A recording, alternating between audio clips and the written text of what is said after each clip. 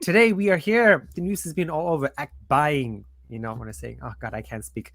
Mergers, acquisitions, deals. Backroom deals, shady deals, maybe. But Sony purchased Bungie, Microsoft purchased Activision. So we are here to give you our take as middle-aged gamers, getting into our 40s. Does this matter for you?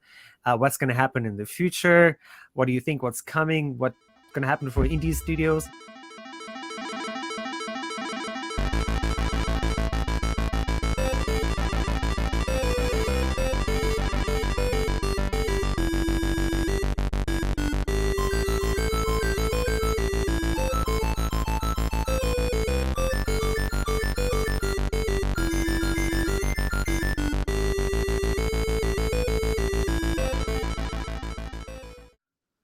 Yeah.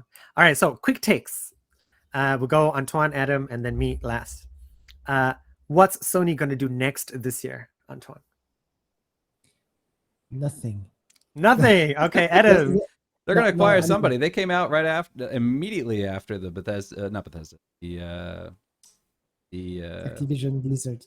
No, the most recent one. They just said Bungie. I was like, it's a B name. Immediately after Bungie, they said there's more acquisitions coming. So they are in talks with somebody. I don't know who. A lot of people are speculating. I really hope it's smaller devs. Sony has had a habit in the past. Sony has bought a lot of them. Blue Point, they bought Insomniac when Insomniac was originally independent. I think Sucker Punch was originally independent. I don't remember if Guerrilla Games was or not, but they tended to buy smaller developers that they had worked with very closely, who had already made exclusive games for them, and then they just brought them in. So I hope it's smaller devs like that. I hope it's not. I really hope it's not Sega, Capcom, Konami. Eidos. Who? Eidos? Eidos? Is that how, I always thought it is Eidos. Eidos? I hope not. I really. I'm fine with them buying smaller developers and being like, okay, you've been working pretty much exclusively for us anyway.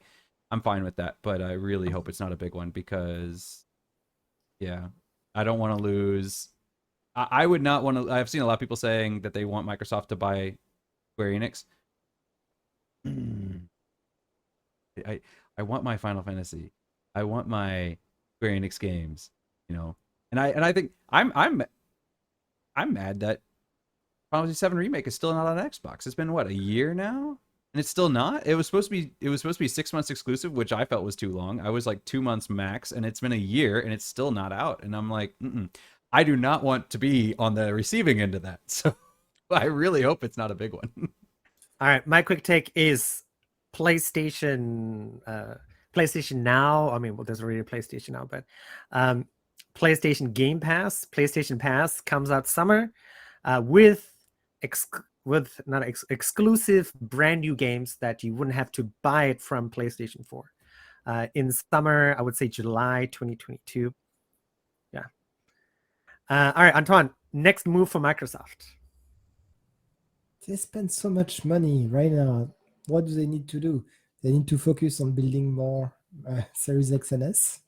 They need to double down on the brand new acquisitions they made. So make sure that they finish to develop Starfield on time. Make sure that they finish to develop whatever Blizzard Activision has, in their boxes.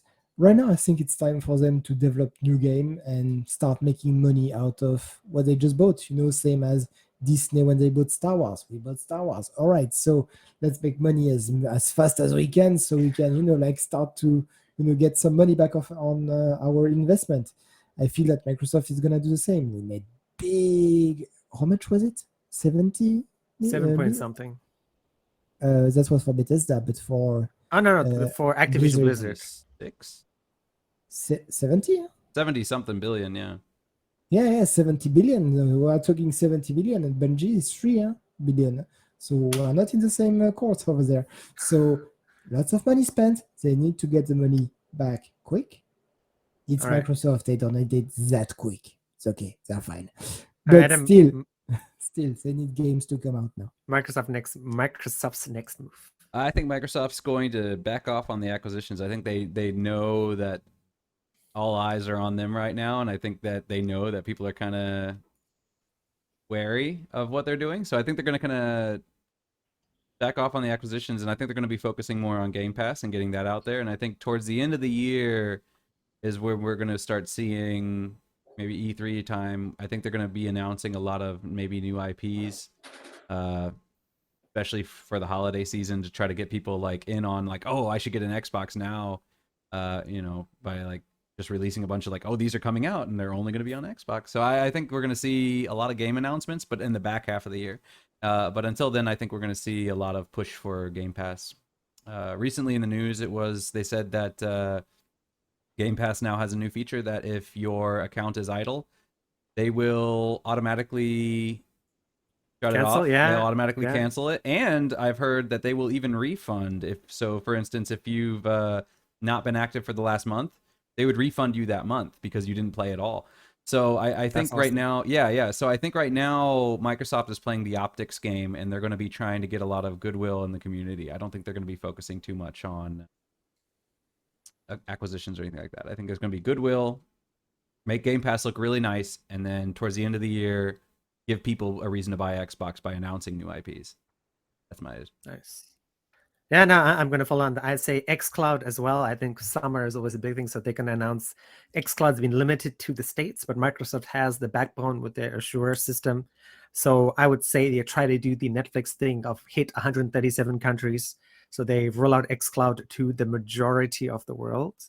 And especially loads of people still struggling to buy graphics cards. NVIDIA released a 3050 GTX that sucks.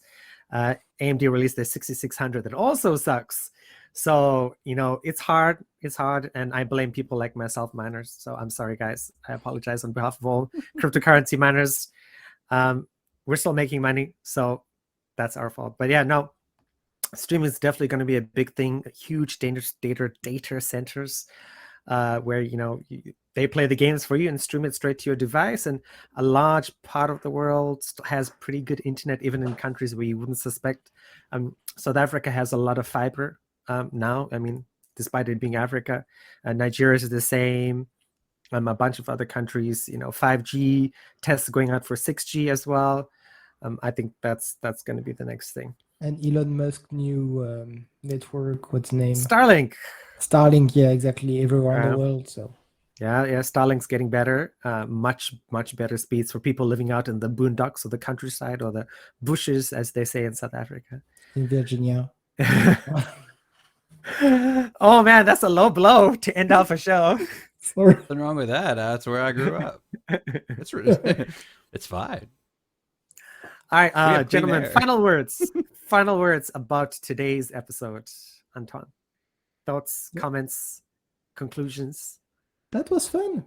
Oh, that was final. Okay, Adam, final words. I'm a cautious optimism, I guess. Hope for the best, plan for the worst.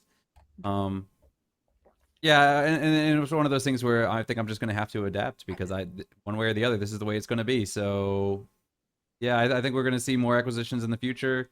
I think Microsoft's done Sony has said that they're going to be doing more. So we will be expecting that. Microsoft, I think, is going to, but not in the immediate future. They're going to wait for this Blizzard Activision deal to finalize before they do anything else. And Nintendo, I think, is just going to keep being Nintendo. So, Nintendo, good job. You do you. All right, my final word is going to be, I think we're going to see an amalgamation of PC console gaming together, whereas before it was like really split. I think this year is going to be the year that anything that comes out on a console is going to come out on a PC in a shorter time. I think Sony's already showing that with God of War and other games that are coming out. What is that other game with Nathan Drake? Uncharted. Yes, Uncharted coming out on PC as well in May this year. So I think just for money's sake as well, it's like there's no we don't need console sellers anymore. I think everyone's going to be playing everything everywhere with the exception of Nintendo first party exclusives.